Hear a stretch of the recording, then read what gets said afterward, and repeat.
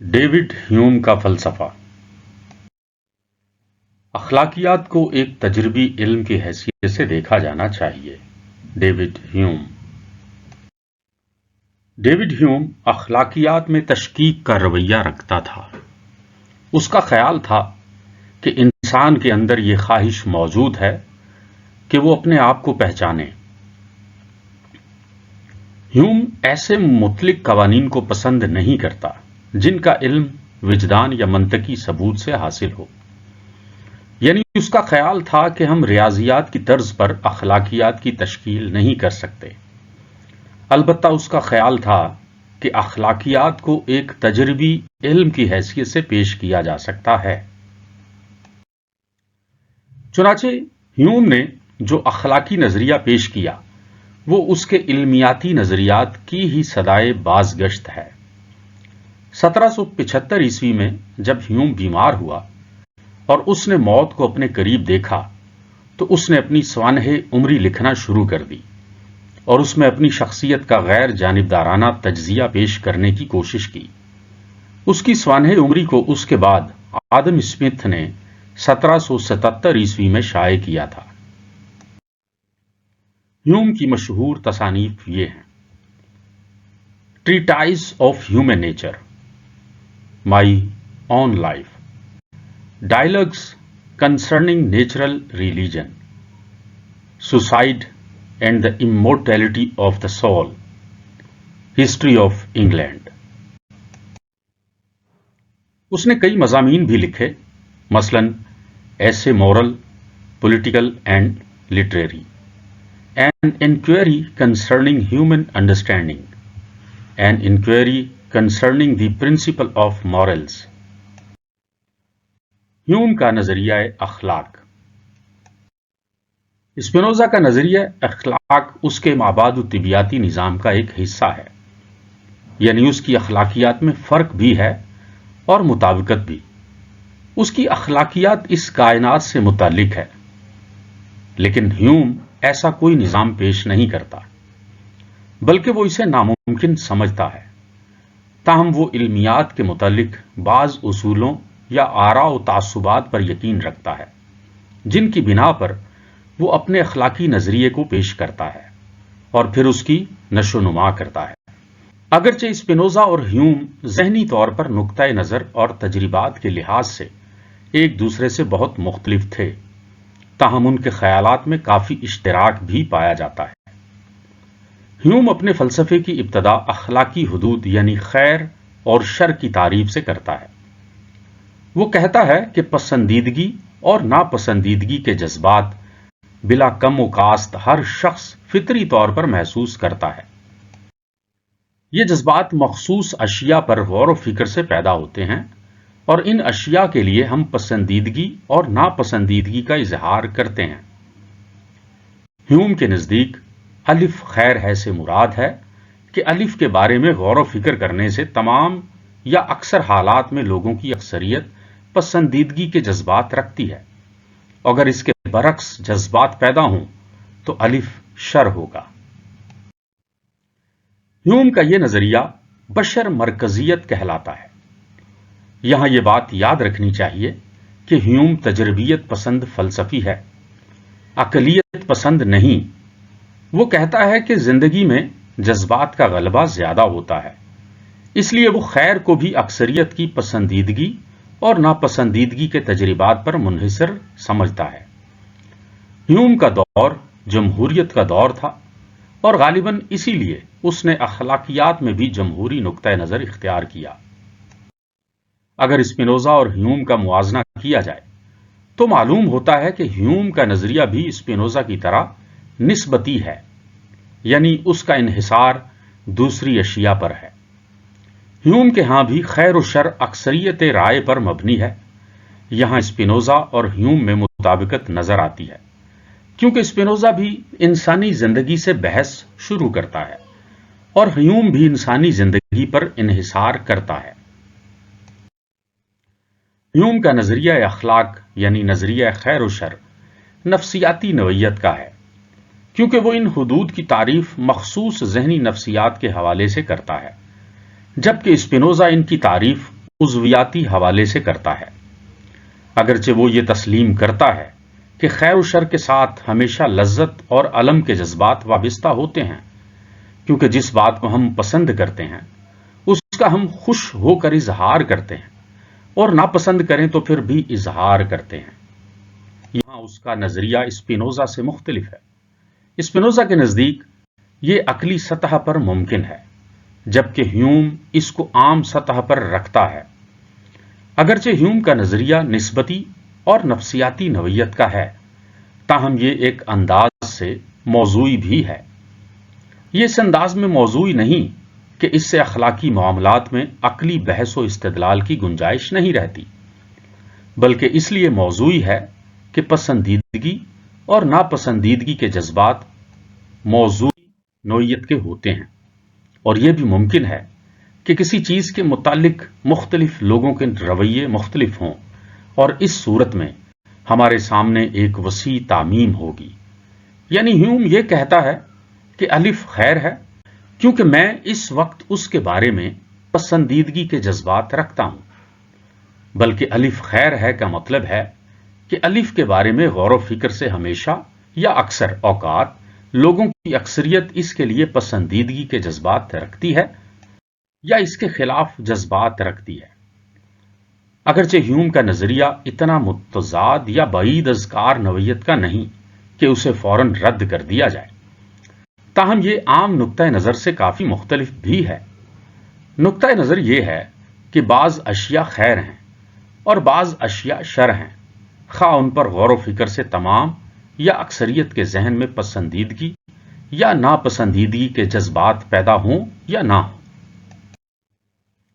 ہیوم کا نظریہ پرانی اخلاقی روایات اور تعریفات کے خلاف ہے، کیونکہ جو چیز بری ہے اس کو اگر سب پسند بھی کریں تو پھر بھی وہ بری ہے، لیکن ہیوم اس کے برعکس یہ کہتا ہے کہ اگر کسی بری شے کو زیادہ لوگ پسند کرتے ہیں تو وہ خیر ہے، کیونکہ اس کے نزدیک اصل مسئلہ پسند و ناپسند کا ہے، پسند کرنے کی وجوہات کا نہیں۔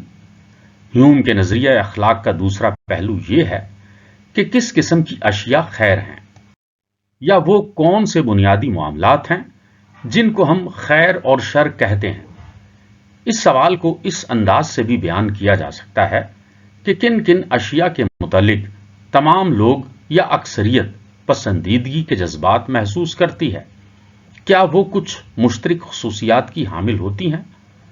ہیوم کہتا ہے کہ ان سوالات کو اس طرح حل کیا جا سکتا ہے کہ ہم وسیع مشاہدہ کر کے ایک تعمیم، یعنی وہ کلیہ جو بہت سی مثالوں کی بنا پر قائم کیا جائے، وضع کریں۔ ہیوم کے مشاہدے کا نتیجہ یہ ہے کہ وہ افعال و خصائص اور معیار جن کو عموماً اکثریت پسند کرتی ہے دو قسم کے ہوتے ہیں۔ نمبر ایک، جو فوری طور پر تاثر پیدا کرتے ہیں، یعنی بلا واسطہ لذت کا باعث ہوتے ہیں۔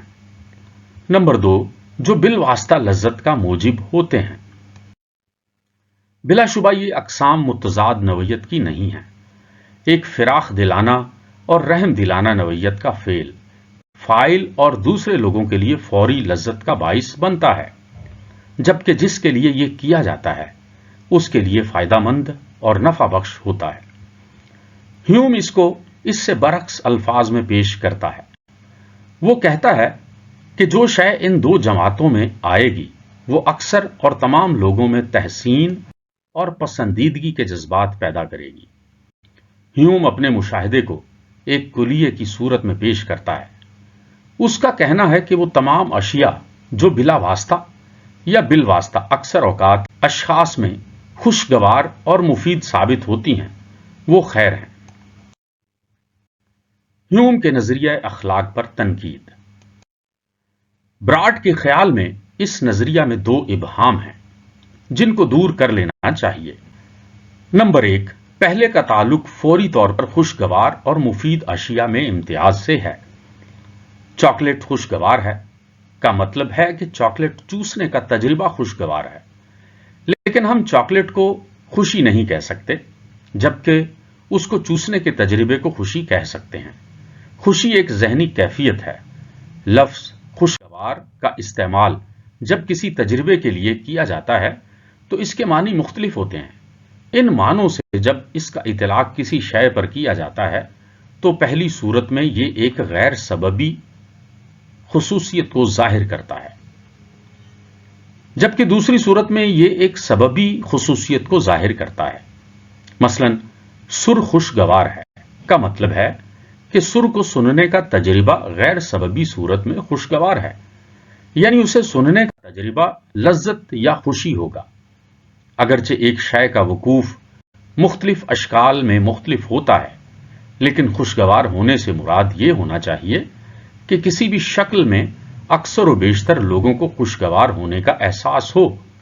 چنانچہ الف خیر ہے کو ہم یوں بھی کہہ سکتے ہیں کہ یہ خوشگوار تجربہ تمام یا اکثریت کے لیے اکثر اوقات خوشگوار ہوگا، یعنی اس سے شے کا وقوف خوشگوار ہوگا یا کم از کم ایک صورت میں خوشگوار ہوگا۔ براڈ اس کی وضاحت کرتے ہوئے اپنی کتاب میں لکھتا ہے، لذت بذات خود لذت ہے، علمی انداز میں تجربہ غیر اتفاقی طور پر خوشگوار ہے اور دوسری چیزیں اتفاقی طور پر خوشگوار ہیں۔ اب ہم الف مفید ہے کو لیتے ہیں۔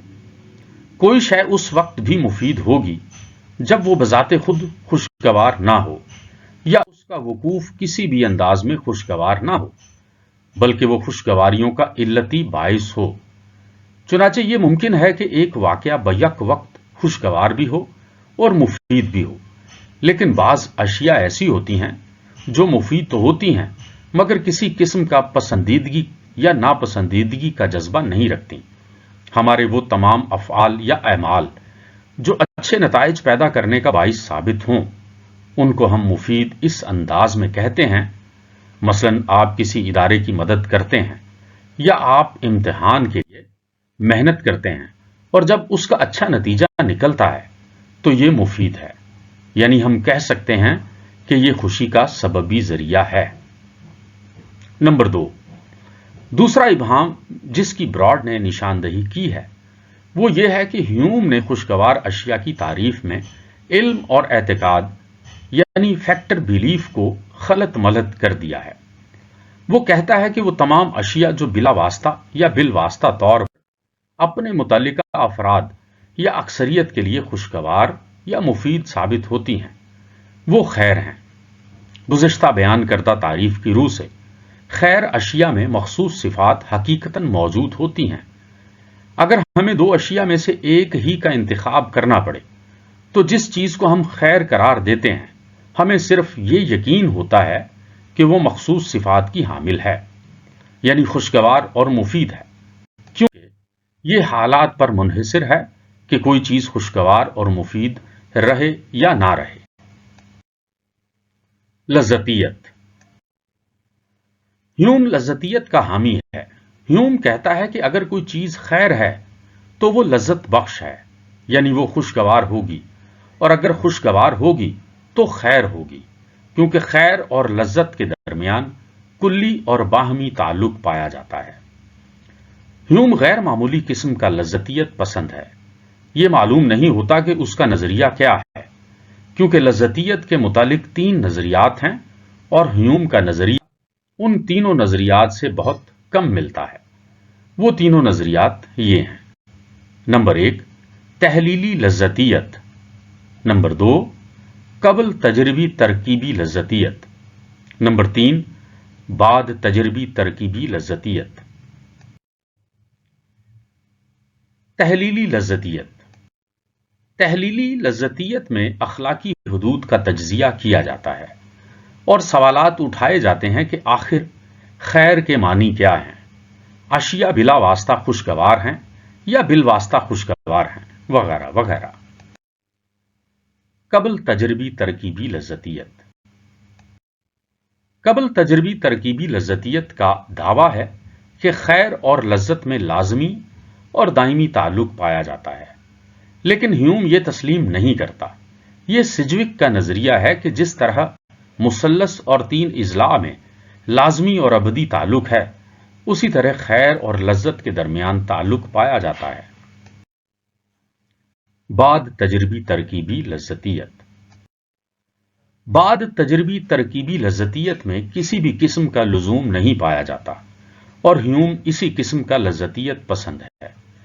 ہیوم کے نزدیک خیر اور لذت میں مشروط تعلق پایا جاتا ہے۔ شواہد مشاہدے اور تجربے سے حاصل ہوتے ہیں۔ چنانچہ ہیوم تجربی لذتیت کا حامی ہے، کیونکہ وہ کہتا ہے کہ یہ منطقی طور پر ممکن ہے کہ تمام یا اکثر اشخاص کے مزاج اس طرح تبدیل ہو جائیں کہ وہ بلا واسطہ اور بالواسطہ تکلیف دہ اشیاء کو پسند کرنے لگیں۔ چنانچہ اس صورت میں ہیوم کے خیال میں شر اشیاء خیر ہو جائیں گی، یا اگر تمام یا اکثر انسانوں کی لذت اور الم کی حس ختم ہو جائے تو خیر و شر کا سلسلہ ہی ختم ہو جائے گا۔ ہیوم کے نزدیک یہ ایک تجربی اور مشاہداتی حقیقت ہے کہ انسان فطری طور پر لذت بخش اشیاء کو پسند اور الم انگیز اشیاء کو ناپسند کرتا ہے، اور براڈ کہتا ہے کہ ان جذبات کو انسانی نفسیات کے حوالے سے بیان کرنا چاہیے۔ جذبہ انسانیت۔ جب یہ جذبات ایک خاص سمت اختیار کرتے ہیں تو ان کو جاننے کے لیے ہیوم ایک اور جذبہ متعارف کرواتا ہے۔ اس کا کہنا ہے کہ انسان فطری طور پر اس طرح ساخت ہوئے ہیں کہ ہر شخص جب دوسرے افراد کی خوشی کے بارے میں غور و فکر کرتا ہے تو خوشی محسوس کرتا ہے، اور جب کسی دوسرے کے الم اور ناخوشی کے بارے میں سوچتا ہے تو تکلیف محسوس کرتا ہے۔ اس لیے وہ اس کو جذبہ انسانیت کا نام دیتا ہے، جس کا جھکاؤ فطری اور نفسیاتی طور پر انسانیت کی طرف ہے، اور پسند و ناپسند کے جذبات کے ساتھ انانیت کے جذبات بھی وابستہ ہوتے ہیں۔ ہیوم ان جذبات کے ساتھ جذبہ ہمدردی اور جذبہ انسانیت کو بھی شامل کر دیتا ہے۔ ان کو وہ بنیادی جذبات کہتا ہے۔ یہ جذبہ دل سے اٹھتا ہے۔ اس نظریہ میں 4 نکات قابل غور ہیں۔ نمبر 1، یہ تمام انسانوں میں مشترک ہیں اور سب کے لیے یکساں ہیں، جیسے جنس، جبلت کا احساس، بھوک کا احساس اور انسانیت کا احساس۔ نمبر 2، یہ کسی دوسرے انسان کو خوشی یا الم کی حالت میں محسوس کرنے یا ان کے متعلق سوچنے سے بیدار ہوتا ہے۔ چنانچہ یہ جذبہ خود پسندی اور جذبہ حب الوطنی سے مختلف ہے، کیونکہ یہ جذبات محض مخصوص فرد یا مخصوص گروہ سے متعلق ہوتے ہیں، جبکہ جذبہ انسانیت کسی بھی فرد سے متعلق ہو سکتا ہے۔ اس سے مراد یہ ہے کہ ہم تمام لوگوں کے لیے ایک جیسے ہی جذبات رکھیں اور اس میں گروہ بندی نہ ہو۔ مثلا اگر کسی دوسرے فرد کسی غیر ملکی یا غیر تہذیب و تمدن کے لوگوں کو تکلیف میں دیکھیں تو اس صورت حال میں بھی ہمارے جذبات وہی ہونے چاہیے جو کہ اپنے کسی خاص شخص کے لیے ہوں، یعنی صورتحال کسی خاص خطے یا ملک تک محدود نہیں ہونی چاہیے۔ نمبر 3، انسانوں میں بیدار ہونے والے پسند و ناپسند کے جذبات کا رخ جذبہ انسانیت متعین کرتا ہے۔ چنانچہ جو اشیاء انسانوں کی اکثریت کے لیے خوشگوار ہوتی ہیں ان میں موجود خصوصیات کو جذبہ انسانیت کی بنا پر انسانوں کی اکثریت پسند کرنے لگتی ہے، اور اس سے برعکس خصوصیات کی حامل اشیاء کو اکثریت ناپسند کرنے لگتی ہے۔ نمبر 4، جذبہ پسندیدگی بذات خود خوشگوار ہوتا ہے اور جذبہ ناپسندیدگی بذات خود ناخوشگوار ہوتا ہے۔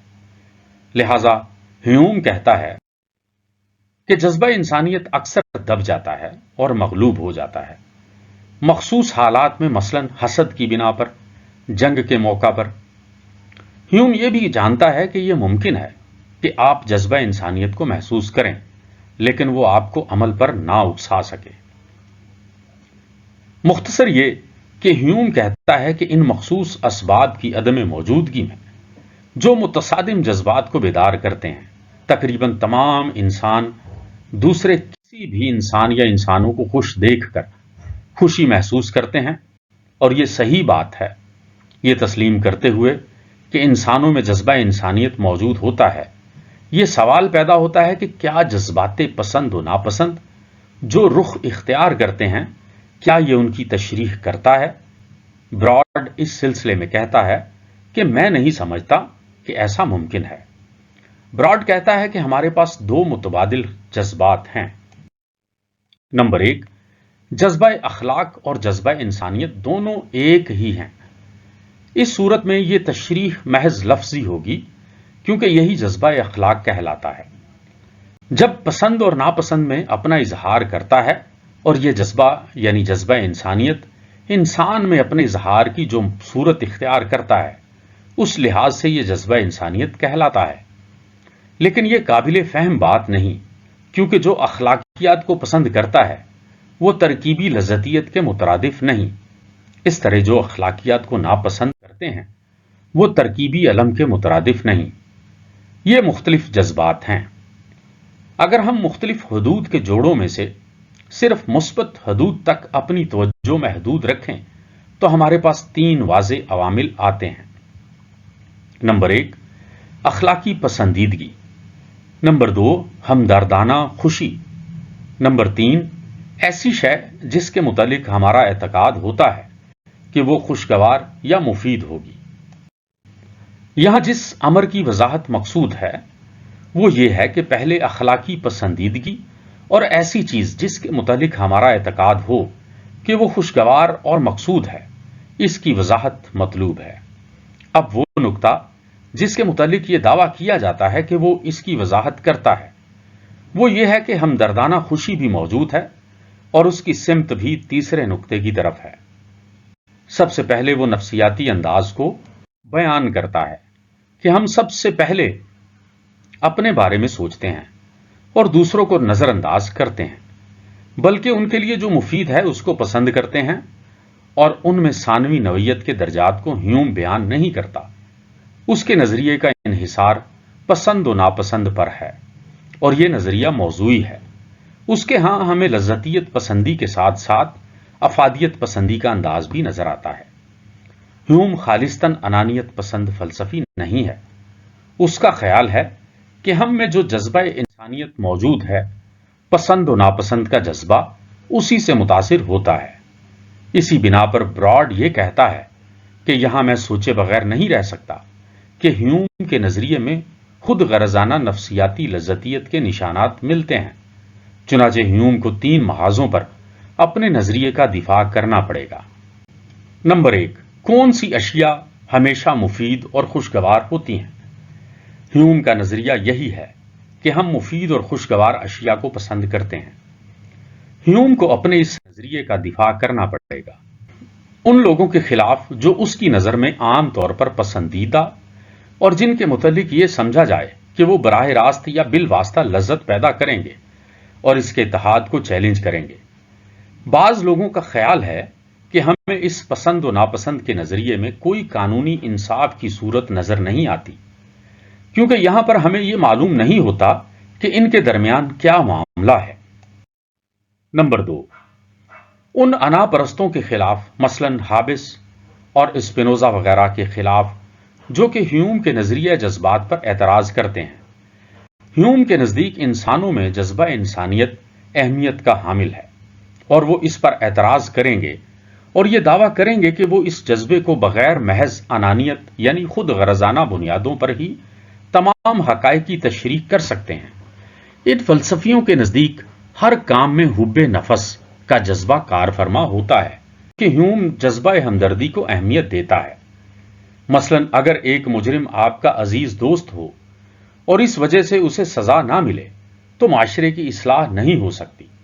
نمبر 3، اقلیت پسندوں کے خلاف جو اس کے اخلاقی صفات کے تجزیہ کو یکسر مسترد کر دیں گے، اور اس نظریہ کا بھی کہ کس قسم کی اشیاء خیر ہیں کو مشاہدہ کا تجزیاتی کلیہ سے تعین کر سکتے ہیں۔ نظریہ عدل۔ عدل کیا ہے؟ جب سے معاشرتی اداروں کا قیام عمل میں آیا ہے، یہ سوال اس وقت سے لے کر آج تک وجہ نزاع بنا ہوا ہے۔ افلاطون اور بٹلر نے تو ثبات نظام میں عدل پایا۔ کسی نے حق بحقدار کہا، کسی نے مساوات کا نعرہ بلند کیا۔ بینتھم نے اصول تقسیم میں مساوات ہی کو عدل کا نام دیا۔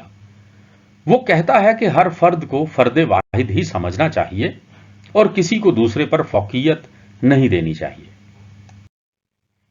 راشڈل کہتا ہے کہ عدل میں برابری اور حقدار کے اصولوں سے کہیں بڑھ کر تدبر کا اصول ہے، وہ ضروریات اور قابلیتوں کے لحاظ سے انسانوں کے فرق کو پیش نظر رکھنے کا قائل ہے۔ ہیوم کا نظریہ عدل ان سب سے مختلف ہے۔ اس کے نظام کی تمام تر بنیاد اس کے نظریہ عدل پر قائم ہے۔ وہ کہتا ہے کہ عدل سے لازمی طور پر یا تو افادیت حاصل ہوتی ہے یا دونوں کا حصول ہو جاتا ہے۔ ہیوم کہتا ہے کہ عام طور پر خیر سمجھی جانے والی اور ان اشیاء کے درمیان جن کے متعلق یہ اعتقاد ہوتا ہے کہ وہ بالواسطہ یا بلا واسطہ طور پر خوشگوار ہوتی ہیں، ان کے اتحاد پر زیادہ قابل فہم اعتراض قانونی انصاف کے متعلق ہو سکتا ہے۔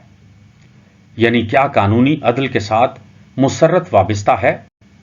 بعض اوقات تو عدل بہت ہی ناخوشگوار قسم کا ہوتا ہے اور منصف بھی اس کو محسوس کرتا ہے، لیکن اس کے باوجود ہیوم کہتا ہے کہ ہمیں ان امور کو قابل تحسین سمجھنا چاہیے جو قانون کے مطابق ہوں، اور جو قانون کے خلاف ہوں انہیں قابل ملامت سمجھنا چاہیے۔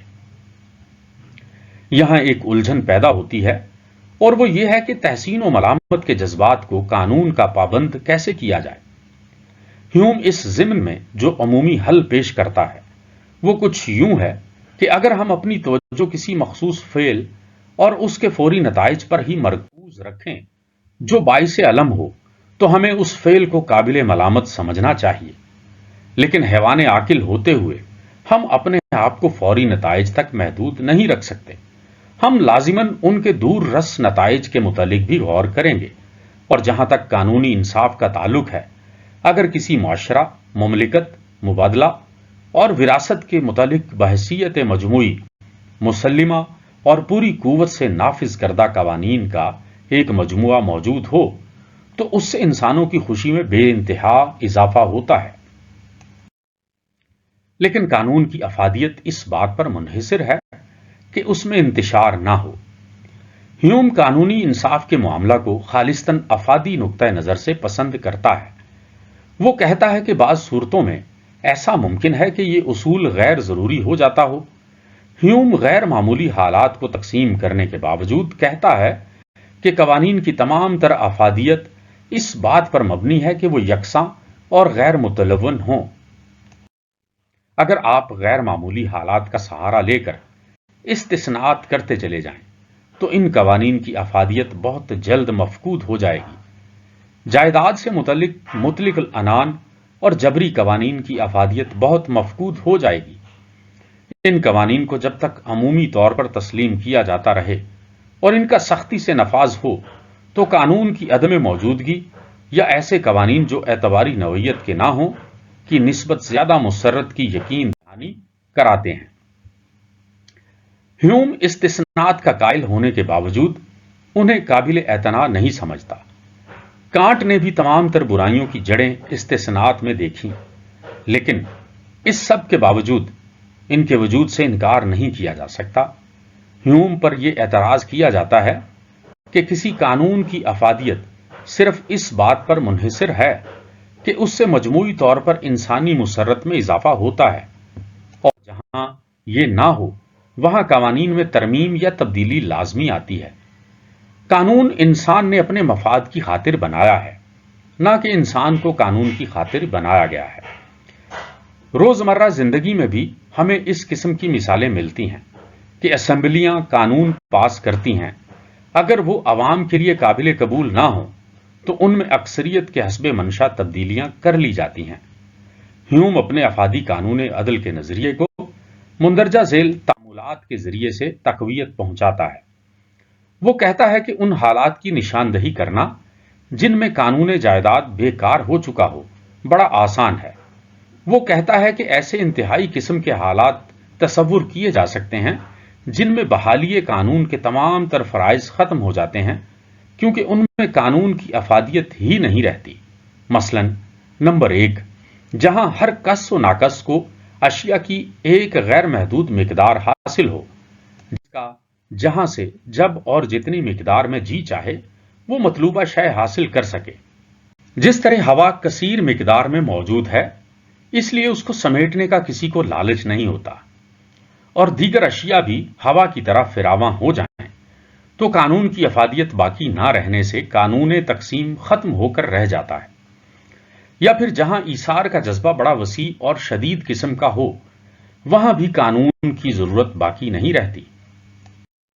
نمبر 2، جہاں اشیاء کی نہایت قلت ہو اور اگر ان اشیاء کو مساوی تقسیم کر دیا جائے تو اس تقسیم سے کسی کو بھی فائدہ نہ پہنچے گا۔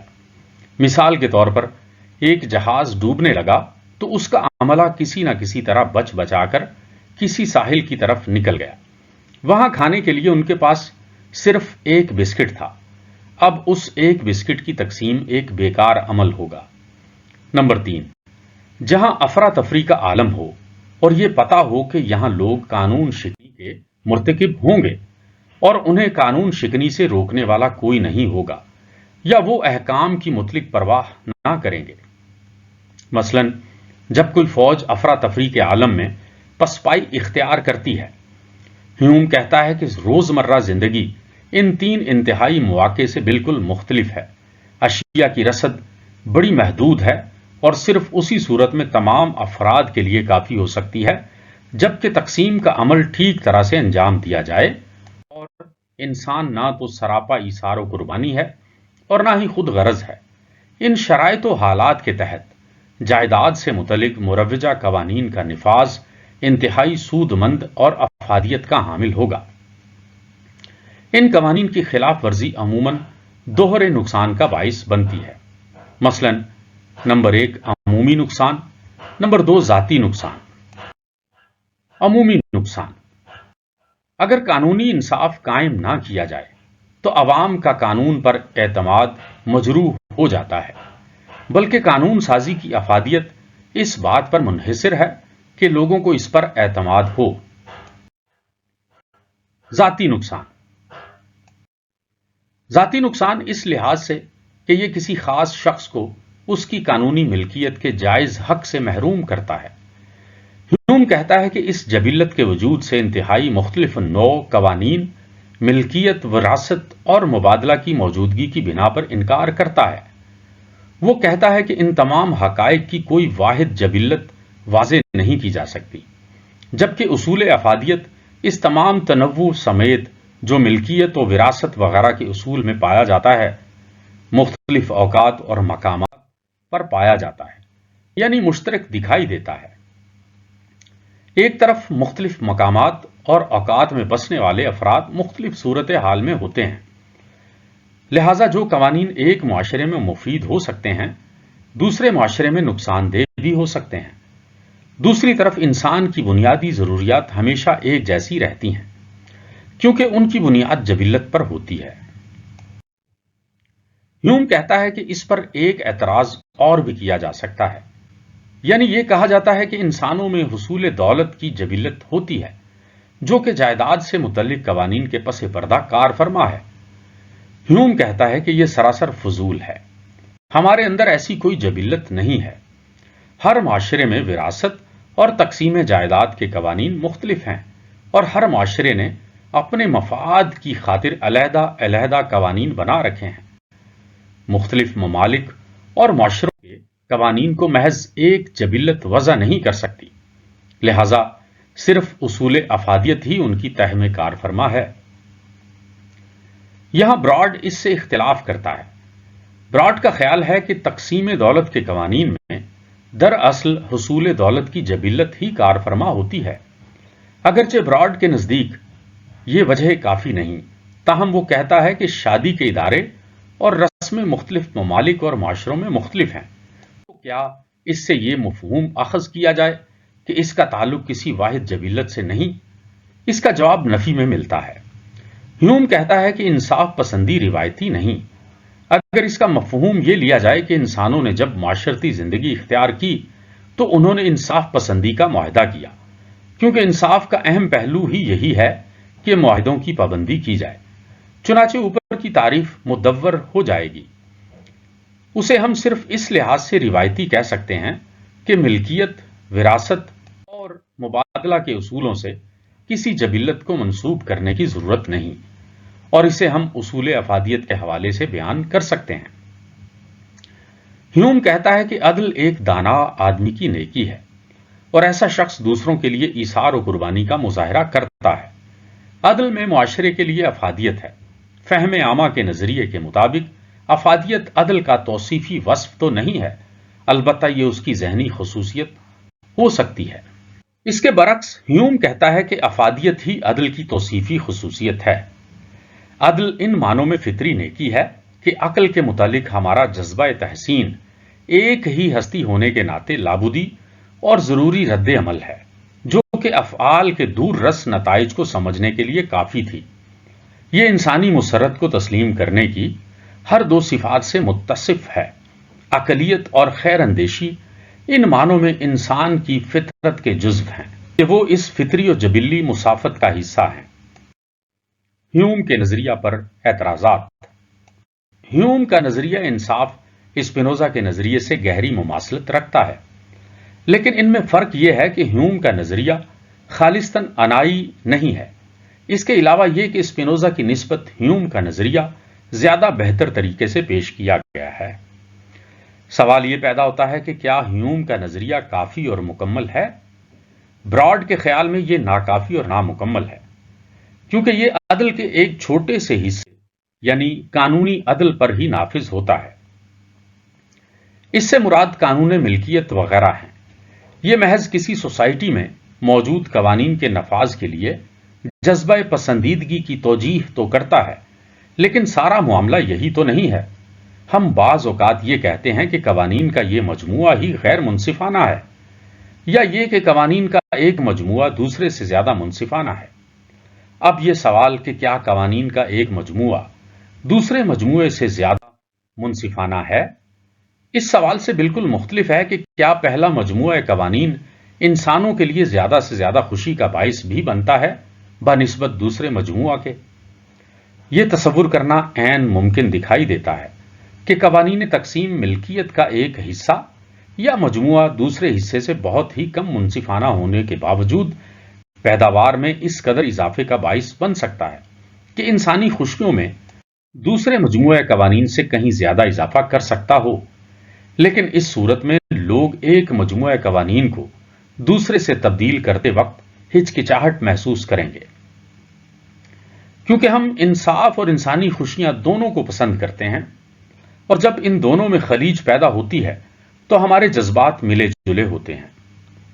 براڈ کے نزدیک یہ صورتحال ہیوم کے اس نظریے کو کہ جب عدل کی افادیت ختم ہو جاتی ہے تو ہمارا جذبہ پسندیدگی بھی غائب ہو جاتا ہے، چیلنج کر سکتا ہے۔ یہاں حتمی طور پر ایک اور سوال بھی پیدا ہوتا ہے کہ اگر افادیت اور مسرت میں ٹکراؤ پیدا ہو تو پھر ہمارا رد عمل کیا ہوگا؟ پروفیسر براڈ اس حوالے سے کہتا ہے کہ جہاں کہیں عدل کی افادیت ختم ہو جائے وہاں اس کے ساتھ ہمارا جذبہ تحسین بھی ختم ہو کر رہ جاتا ہے۔ افادیت اور وقتی مسرت کے ٹکراؤ میں تو بہرحال افادیت کو ہی ترجیح حاصل رہے گی، لیکن اگر افادیت کا ٹکراؤ عدل کے ساتھ ہو تو پھر براڈ کے خیال میں ہمارے احساسات اور تاثرات ملے جلے ہوتے ہیں، کیونکہ ہم بیک وقت دونوں کو پسند کرتے ہیں۔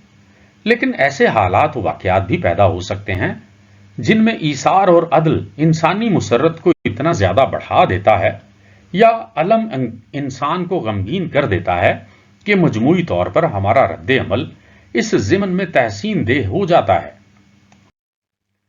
براڈ کے خیال میں اگر کوئی ایسا واقعہ پیش آ جائے جہاں عدل کی قربانی سے انسانی خوشی میں انتہائی اضافہ ہو یا انسانی آلام انتہائی طور پر کم ہو سکتے ہوں تو غالب امکان ہے کہ ہم اسے پسند کریں۔ لیکن ایسی صورتحال میں جہاں عدل کی افادیت اور عدم افادیت دونوں ہی ختم ہو جائیں، مثلا تباہ شدہ جہاز کے مسافروں کے پاس ایک ہی بسکٹ ہو، تو ہم وحشیوں کی طرح لڑنے اور چیخنے کی بجائے اس کی منصفانہ تقسیم کو ہی پسند کریں گے، اور اس بات کو بھی کہ اگر ہمیں بھوک سے مرنا بھی پڑا تو سب کے ساتھ عزت، وقار اور نظم و ضبط کے ساتھ مریں گے۔ براڈ اعتراض کرتے ہوئے کہتا ہے کہ ہیوم کے کئی قسم کے قوانین اور ان کے سخت نفاذ کی انتہائی افادیت کے نظریے سے مجھے کوئی اختلاف نہیں، بلکہ میں دلی طور پر ان سے متفق ہوں۔ لیکن ہیوم کا یہ نظریہ بذات خود مجموعہ قوانین کے مفید ہونے کی طرف اشارہ نہیں کرتا، और ना ही उन जज्बात नापसंदीदगी के जो हमें इन कवानीन की खिलाफ वर्जी के तजर्बा या तसव्वुर से महसूस होते हैं।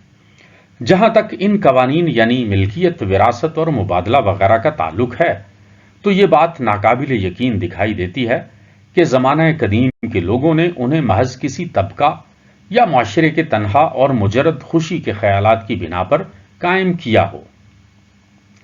जहां तक हमारी मौजूदा पाबंदी कवानीन का ताल्लुक है, तो उन मामलात में जहां हमें कोई फायदा पहुंचता हो या हम किसी सजा से बच सकते हों, तो इस सिलसिले में यूं महसूस होता है कि अफादियत का सवाल जहन में नहीं आता, बल्कि हम ये इंसाफ के उस एहसास के तहत करते हैं जिसे ह्यूम ने बिल्कुल ही नजरअंदाज कर दिया है। क्या यह जायज होगा कि हम कानून की पाबंदी करें इस सूरत में कि वो हमें इस सूरत में फायदा दे और कानून की खिलाफ वर्जी करें इस सूरत में कि वो हमारे लिए नुकसानदेह है? इस तमाम बहस से यह नतीजा निकलता है कि ह्यूम के नजरिया अदल में बहुत से तसव्वुरात दुरुस्त और मुनासिब हैं और बहुत से तसव्वुरात नामुनासिब हैं, अगरचे ये काफी अहमियत के हामिल और हकीकत से करीब तर हैं, लेकिन फिर भी ये नाकाफी हैं और सुकम से पाक नहीं।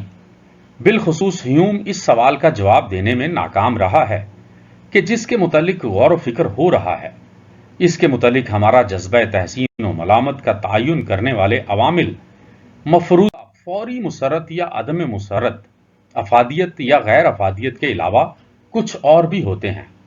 न सिर्फ मुसरत की मजमूई तकसीम, बल्कि इस तकसीम के तरीके भी हमारे जज्बा तहसीन और मलामत को उभारते हैं। अगरचे मौखर जिक्र का अव्वल जिक्र पर गहरा असर होता है, लेकिन यही वो वाहिद या बड़ा सबब नहीं जो हम में अखलाकी जज्बे को उभारता है। अनानियत पसंदों के खिलाफ ह्यूम के दलाइल।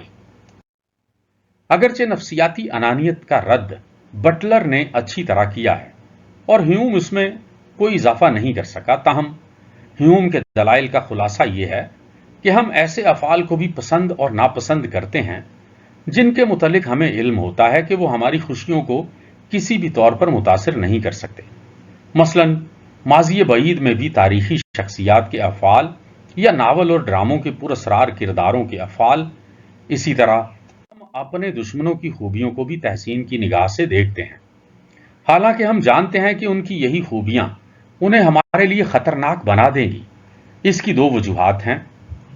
नंबर एक, या तो हम बराह रास्त मखसूस सिफात और अफाल को पसंद करते हैं, खा वो किसी में भी मौजूद हों।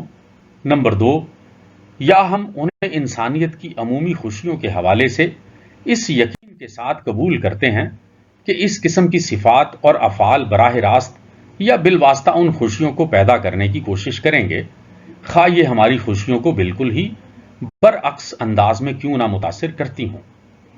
लेकिन ये दोनों मुतबादिल वजूहात नफ्सियाती अनानियत से मुताबिकत नहीं रखती, ना ही इस हकीकत को हम इस बिना पर बयान कर सकते हैं।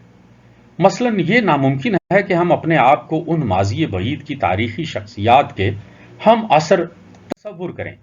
तसव्वुर महज जज्बात तो पैदा कर सकता है, लेकिन हम हमेशा ही ये महसूस नहीं कर सकते। यानी अगर हमें यह मालूम हो कि यह महज एक तसव्वुर ही है, यह बिल्कुल ऐसी ही बात है कि हम बाज ऐसी खूबियों और सिफात को भी बनज़र तहसीन देखते हैं जो खा अपने मालिक के अलावा किसी दूसरे शख्स को फायदा पहुंचा सके। मसलन हम किसी शख्स के अच्छे ज़ौक़े मुसव्वरी को पसंद करते हैं, खा वो इतना गरीब ही क्यों ना हो कि वो आर्ट की सरपरस्ती कर सके। ये तमाम बातें अनानियती उसूलों की बिना पर कैसे बयान की जा सकती हैं। ह्यूम का चैलेंज। ह्यूम का चैलेंज यह है कि बाज अफाल बेलौस ईसार के जज्बे के तहत किए जाते हैं। एक अनानियत पसंद को इस मजहर की तशरीह और तौजीह नहीं करनी पड़ेगी। वो कहता है कि वो दो तरीकों से ऐसा कर सकता है। ये मजहर महज एक फरेब के सिवा कुछ भी नहीं, लेकिन इस जवाब को महज सतही कहकर रद्द कर देता है। अगर हर शख्स ये जानता है कि उसका इजहार व इसार और खुलूस महज एक फरेब और धोखा है, तो उसे अपने आप को बेलौस जाहिर करने की कोई जरूरत नहीं है। इस हवाले से ह्यूम दो मुमकिना तौजीहात पेश करता है। नंबर एक, ह्यूम कहता है कि हमारे अफाल और किरदार जज्बा खुद पसंदी यानी हुब्बे नफस पर इन्हिसार नहीं करते, اور اس بات کو صحیح ثابت کرنے کے لیے بعض ایسی مثالیں موجود ہیں جن کو ہم رد نہیں کر سکتے۔ یعنی وہ بے غرض مدد کے بارے میں مثال دیتے ہوئے کہتا ہے کہ ہم جس کو بے غرض مدد کہتے ہیں، اگرچہ بظاہر اس میں اپنا کوئی فائدہ نظر نہیں آتا، لیکن اگر اس کا وضاحت کے ساتھ جائزہ لیا جائے تو اس میں ذاتی پسندیدگی کا جذبہ ضرور کارفرما نظر آتا ہے۔ ہیوم اس پر تنقید کرتے ہوئے کہتا ہے کہ اس صورت میں ہم سوچ بھی نہیں سکتے کہ ہم اپنے آپ سے دھوکہ کر رہے ہیں۔ نمبر 2، ہیوم کے نزدیک ہم دانستہ طور پر بلا ارادہ تحلیل کے طریقے یا غلط استدلال کی بنا پر اپنے آپ کو دھوکہ دیتے ہیں، جبکہ ہم یہ سوچتے ہیں کہ ہم دوسروں کے لیے بے لوث ایثار کر رہے ہیں، حالانکہ ہم اپنے لیے ہی کر رہے ہوتے ہیں۔ مثلا جب ہم کوئی کام کرتے ہیں اور یہ کہتے ہیں کہ اس میں دوسروں کا فائدہ ہے، تو یہ ایک ایسا تصور ہوگا جس میں کچھ پوشیدہ عزائم ضرور ہوں گے اور اس کے ساتھ ہی کچھ ہمارے اندرونی جذبات بھی وابستہ ہوں گے۔ ہو سکتا ہے کہ وہ ان کی اصلیت سے واقف نہ ہو، بلکہ صرف ملغوبے سے ہی واقف ہو۔ ان توجیحات پر ہیوم یوں تبصرہ کرتا ہے۔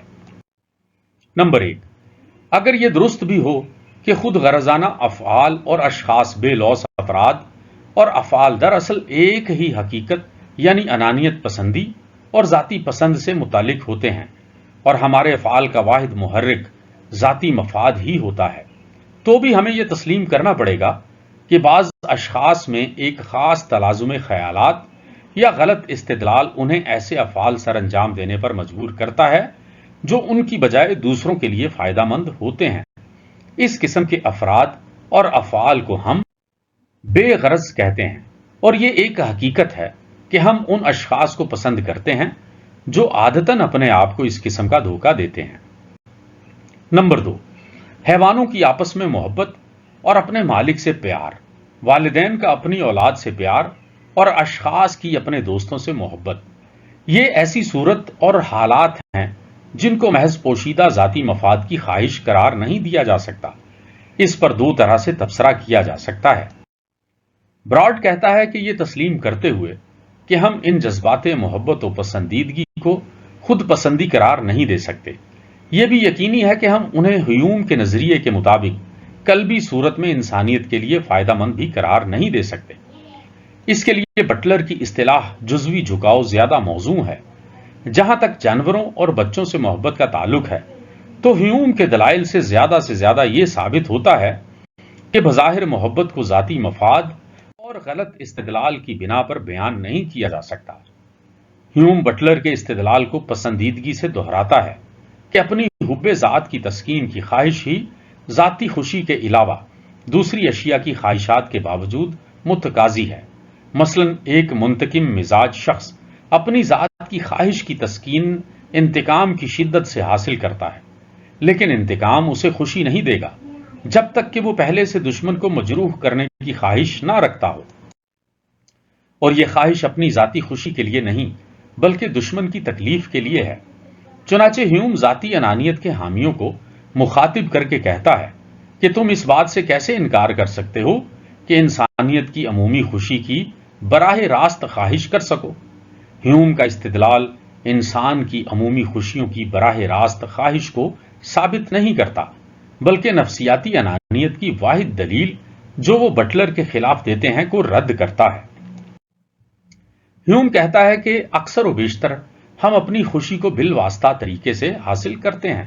مثلا ایک شخص کے دل میں دوسرے شخص کو زخمی کرنے کی خواہش کا موجود ہونا، یہ احساسات مختلف نظریات کے تحت بیان کیے جا سکتے ہیں۔ ایک نظریہ تو یہ ہے کہ وہ دوسرے کو زخمی کر کے اپنے لیے خوشی محسوس کرتا ہے، اور دوسرا نظریہ یہ ہے کہ وہ دوسرے کو زخمی کرنا چاہتا ہے۔ اس میں خوشی بالواسطہ ہے اور زخمی کرنا بلا واسطہ ہے۔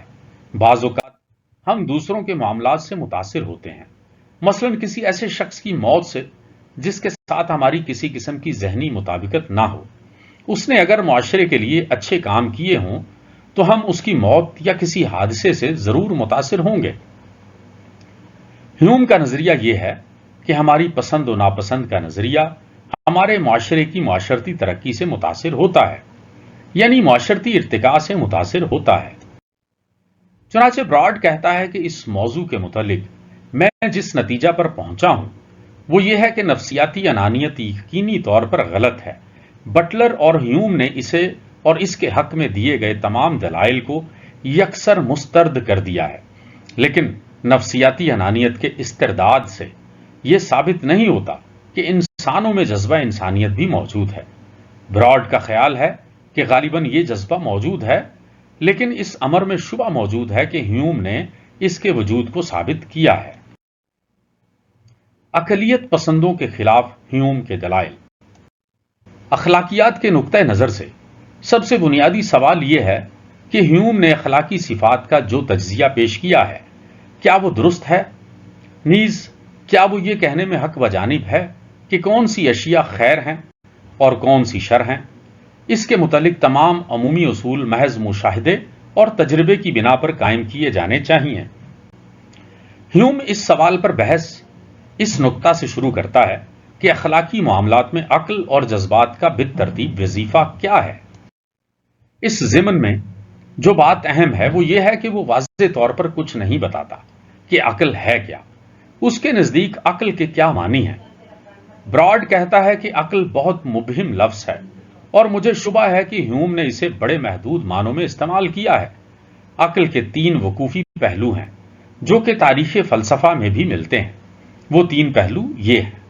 नंबर 1 विजदानी इस्तिकरा, नंबर 2 इस्तिनबात, नंबर 3 कबल तजरबी ताकुलात कायम करना। विजदानी इस्तिकरा। बाज़ औक़ात जब खुसूसियात और सिफात के तलाजुमात की तरफ जहन मुतवज्जे होता है तो अक्ल उनके दरमियान लाजमी और आलमगीर रिश्ता का विजदानी तौर पर इस्तिकरा करती है। मसलन जब हमें पड़ताल करने से मालूम होता है कि मुसावी अल अज़ला मुसल्लस के तीनों जाविये भी मुसावी होते हैं, इसी तरह हम अक्ल के जरिए उसूल अव्वलिया का इल्म हासिल करते हैं। अशिया और मुख्तलिफ खासियतों के दरमियान लाजमी ताल्लुक को मालूम करते हैं। अशिया और उनकी खसूसियात के दरमियान जो मरकजी लजूमियत पाई जाती है, अक्ल उसको दरियाफ्त करती है। ह्यूम इसे तस्लीम करता है और इसे तसव्वुरात के ताल्लुक का इल्म कहता है। इस्तिनबात, मुकद्दिमात से नताइज अखज़ करना। यह फेलियत भी बिलाशुबा पहले वकूफ़ी पहलू से बहुत ज्यादा मुशाबित रखती है, क्योंकि इसमें अक्ल इस बात को मद्देनजर रखती है कि दिए गए मुकद्दिमात के दरमियान जो ताल्लुक है, क्या तीसरा कजिया यानी नतीजा भी इस ताल्लुक को सही साबित करता है। जैसा कि हम जानवरों के बारे में जो मालूमात रखते हैं, मसलन उनकी बाकायदा खुसूसियात को जानते हैं और उनसे नताइज को अखज़ करते हैं। कबल तजरबी ताकुलात कायम करना। ब्रॉड कहता है कि मैं महसूस करता हूं कि हमारे बाज ऐसे ताकुलात हैं जो ना तो हमने हवास की मदद से हासिल किए हैं और ना ही हवास के हासिल करदा ताकुलात के तलाजुम से वजूद में आ सकते हैं। ये खालिस्तन अक्ल की पैदावार होते हैं। मसलन इल्लत का ताकुल मेरे ख्याल में उनमें से एक है। ब्रॉड कहता है कि बिलाशुबा खास नवैयत के हिस्सी तजरिबात ताकुलात के लिए लाजमी शराइत तो हैं, लेकिन ताकुलात उनसे हासिल नहीं होते। कबल तजरबी तसव्वुरात को हम अक्ल के जरिए मालूम करते हैं। मसलन इल्लत का मालूल के साथ जो रिश्ता है वो हमें बज़ाहिर नजर नहीं आता, उसको हम अक्ल के जरिए ही मालूम कर सकते हैं। ह्यूम तजरबियत पसंद फलसफी है। उसके नजदीक कबल तजरबी तसव्वुरात बिल्कुल नहीं होते। दूसरी तरफ लजूमियत के ताल्लुक को वो किसी हद तक तस्लीम करता है। उसके ख्याल में अक्ल का सिर्फ एक ही काम है और वो है इस्तिदलाल के जरिया नतीजा अखज़ करना। अकलियत पसंदों का मौक़िफ़ ये है कि अखलाकी मामलात में अक्ल बुनियादी किरदार अदा करती है और अफ़ाल का मुहर्रिक होती है, जबकि उस शख्स का मौक़िफ़ जो ये समझता है कि जज्बात अखलाकी मामलात में अहम किरदार अदा करते हैं, यह है कि अफ़आल के मुहर्रिकात जज्बात होते हैं। यहाँ अकलियत पसंदों को इस सवाल का जवाब देना पड़ता है कि अगर अफ़आल का मुहर्रिक अक्ल होती तो फिर अखलाकी मामलात में झगड़े क्यों पैदा होते हैं और एक दूसरे को कायल करने की कोशिश क्यों की जाती है। इसी तरह जज्बात के हामियों को यह बताना पड़ेगा कि अच्छाई और बुराई दोनों ही हमारे अफ़आल के मुहर्रिक बन जाते हैं।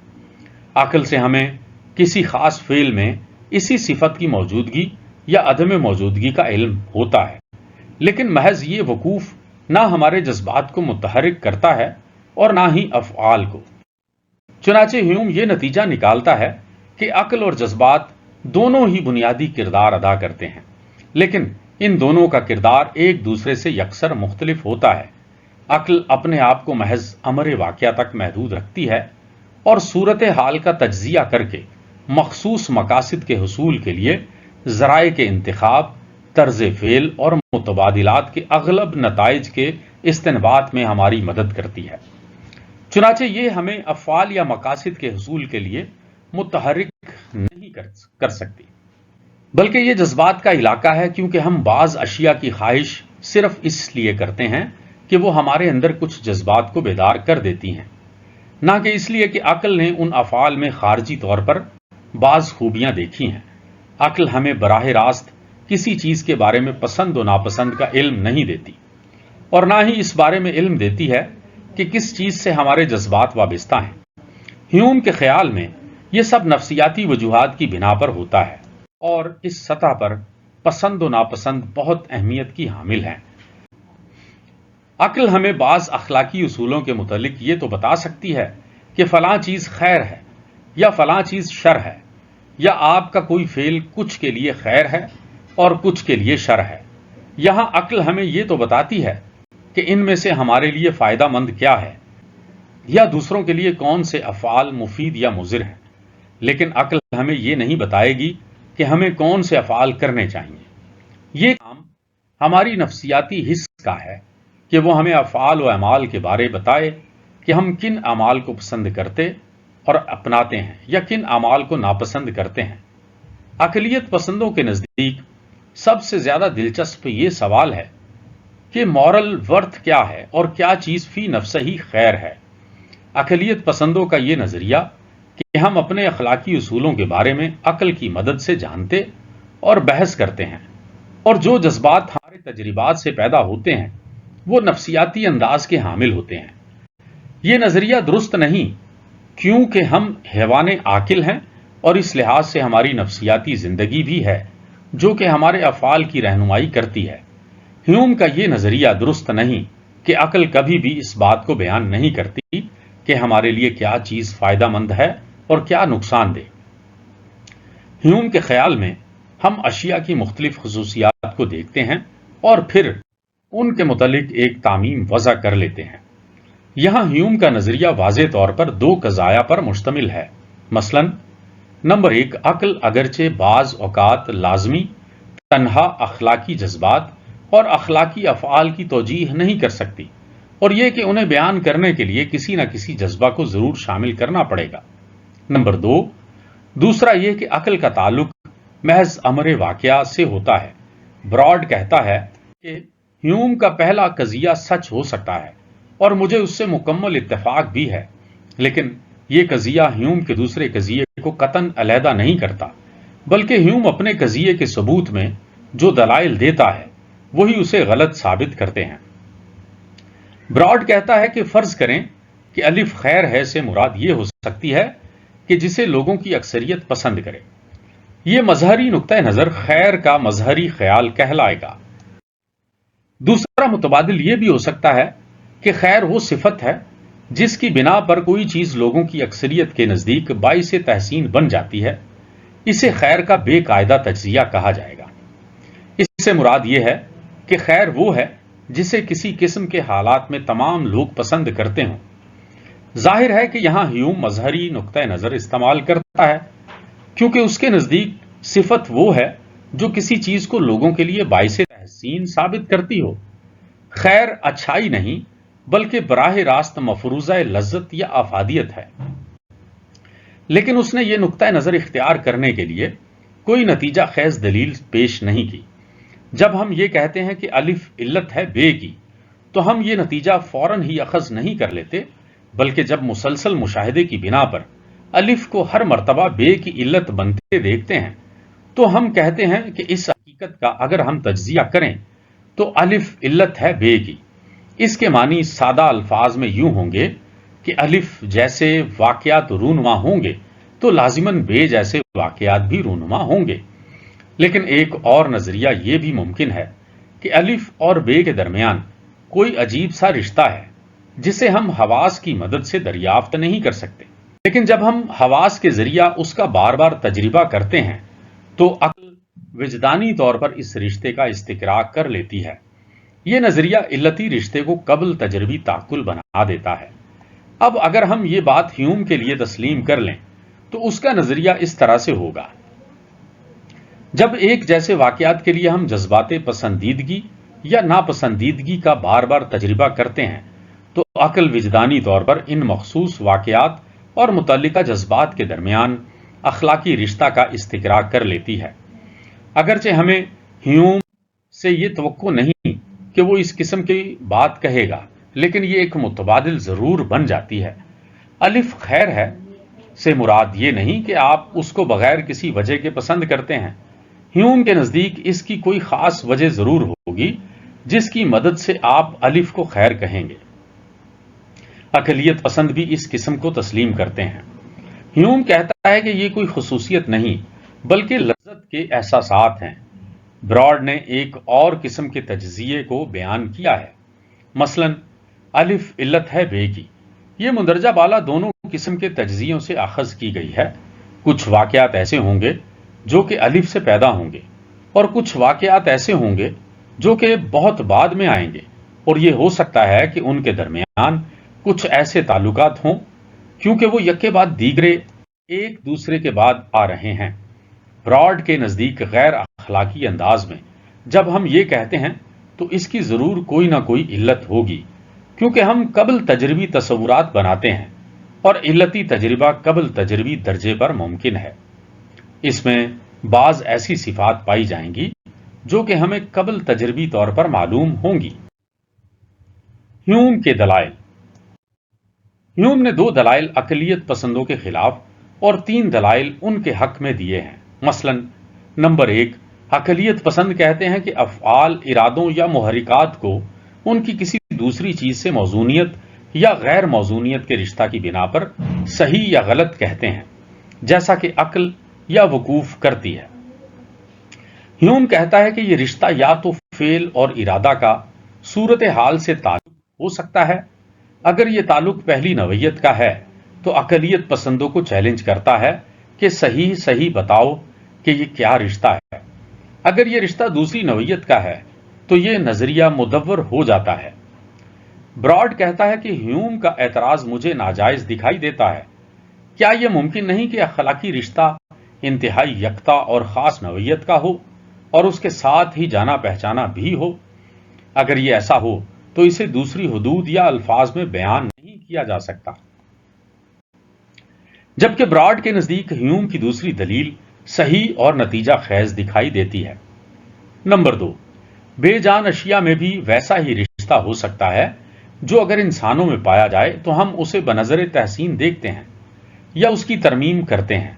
مثلا ایک چھوٹا درخت بڑے درخت کو تباہ کر دے یا بڑی مچھلیاں چھوٹی مچھلیوں کو کھا جائیں تو اس واقعہ کا بالکل وہی اخلاقی رشتہ ہوتا ہے جو نیرو بادشاہ کا حکومت مل جانے کے بعد اپنی ماں کو قتل کرنے کے واقعہ میں ہے۔ لیکن اگر اخلاقی رشتہ محض مبنی بر عقل ہوتا تو ہم نیرو بادشاہ کی مذمت کیوں کرتے ہیں اور درخت کی مذمت کیوں نہیں کرتے ہیں؟ براڈ کہتا ہے کہ یہ تو سیدھی سی بات ہے کہ نیرو بادشاہ اور اس کی ماں ذہن رکھتے ہیں، جبکہ درختوں سے متعلق ہمارا اعتقاد ہے کہ ان میں ذہن نہیں ہوتا۔ نیرو اور اس کی ماں ایک خاص ذہنی رشتہ میں منسلک تھے اور نیرو کو اس کے ارادوں اور جذبات کے لیے جو وہ دوسرے شخص کے لیے رکھتا تھا مذمت کرتے ہیں۔ ہیوم کا اپنے نظریات پر تبصرہ۔ اب ہم آخر میں ان دلائل کا تجزیہ کریں گے جو ہیوم نے اپنے نظریات کے حق میں پیش کیے ہیں۔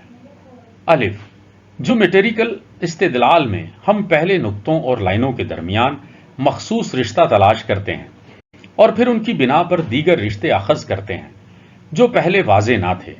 لیکن جب ہم کسی صورتحال پر اخلاقی فیصلے صادر کرنے کے لیے غور کرتے ہیں تو یہ ضروری ہے کہ تمام افعال، ارادوں اور محرکات کے درمیان رشتے معلوم ہوں۔ یہ چونکہ عقل کا کام ہے، لہذا اس سے ثابت ہوا کہ عقل اخلاقی فیصلہ صادر کرنے سے پہلے اپنا کام مکمل کر لیتی ہے۔ اب صرف یہ باقی رہ جاتا ہے کہ اس صورت کے لیے پسندیدگی اور تحسین یا مذمت کا جذبہ بیدار ہو۔ براڈ کہتا ہے کہ ہیوم کی اس دلیل میں حقیقی سچائی ہے۔ نمبر 1، صحیح اخلاقی رشتہ کا اندازہ کرنے کے لیے ضروری ہے کہ پہلے ہمیں صورتحال میں غیر اخلاقی رشتوں کا صحیح طور پر علم ہو۔ نمبر 2، جب مجھے صورتحال میں موجود غیر اخلاقی رشتوں کا صحیح طور پر علم ہو جائے تو بھی وہ صرف انہی کی مدد سے اخلاقی رشتے معلوم نہیں کر سکتے۔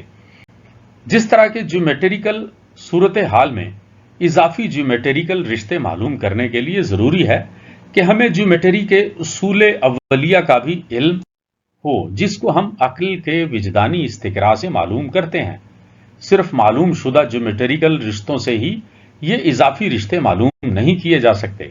اس طرح یہ دلیل دی جا سکتی ہے کہ پہلے ہم انفرادی معاملات میں غیر اخلاقی رشتوں اور اخلاقی رشتوں کی بیک وقت موجودگی کا وقوف کرتے ہیں، پھر ہم عقل کے وجدانی استقراء سے یہ اخذ کرتے ہیں کہ جس معاملہ میں بھی مخصوص غیر اخلاقی رشتے ہوں گے وہاں مخصوص اخلاقی رشتے بھی ہوں گے، اور آخر میں اس قضیے کو مقدمہ بناتے ہوئے ہم دوسرے معاملات میں جہاں یہ غیر اخلاقی رشتے موجود ہوں ہم اخلاقی رشتے کی موجودگی کا استنباط کرتے ہیں۔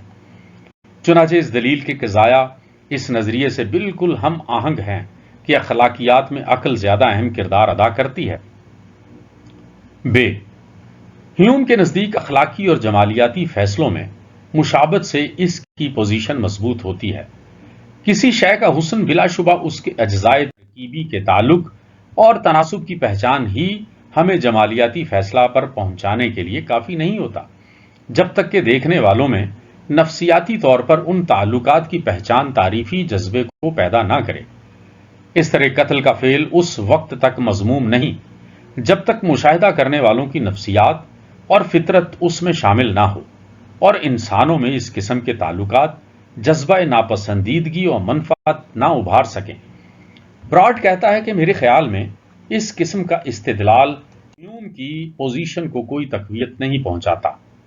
جیم، ہیوم کہتا ہے کہ اگر آپ کسی سے بار بار پوچھیں کہ اس نے کوئی خاص فعل کیوں انجام دیا ہے تو پہلے ایک حد ایسی آتی ہے کہ جہاں وہ محض سوال کو ہی دہراتا ہے، یعنی جواب مدور ہو جاتا ہے۔ مثلا اگر کسی شخص سے پوچھیں کہ وہ گالف کیوں کھیلتا ہے تو وہ کہے گا کہ صحت مند رہنے کے لیے۔ اگر پوچھا جائے کہ تم کیوں صحت مند رہنا چاہتے ہو تو وہ کہے گا تاکہ بیماریوں کی تکلیف سے بچا رہوں۔ لیکن اگر اس سے یہ پوچھا جائے کہ تم تکلیف کو کیوں ناپسند کرتے ہو تو وہ کہے گا میری مرضی۔ یعنی ہیوم یہ کہنا چاہتا ہے کہ افراد کے پسند و ناپسند کا عقلی تجزیہ کر کے معلوم کرنا چاہیے کہ افراد فلاں فعل کو کیوں پسند کرتے ہیں اور فلاں فعل کیوں ناپسند کرتے ہیں، تو ایک وقت آتا ہے جب صرف اچھائی یعنی فضیلت ہی باقی رہ جاتی ہے۔ عقل کا تعین صرف ذرائع اور اضافی مقاصد کا ہے، لہذا انسان میں کوئی ایسا جذبہ ہونا ضروری ہے جو اچھائی کی طرح متاثر کرتا ہو، لہذا جذبہ انسانیت موجود ہے۔ براڈ کہتا ہے کہ اگر اس طرح کی مثال لے کر دیکھا جائے تو ہیوم کی دلیل کمزور ثابت ہو جاتی ہے۔ ایسے مقدمات جن کے لیے ہم کوئی عقلی استدلال پیش نہ کر سکیں جس سے انہیں ثابت کیا جا سکتا ہو، تو کیا اس سے یہ ثابت ہوگا کہ ان مقدمات اولیہ کو قبول کرنا غیر عقلی ہے؟ بلکہ معاملہ یہ ہے کہ ہم انہیں اس لیے قبول کرتے ہیں کہ عقل براہ راست ادراک حاصل کرتی ہے کہ ان کے موضوع و محمول میں لازمی رشتہ پایا جاتا ہے۔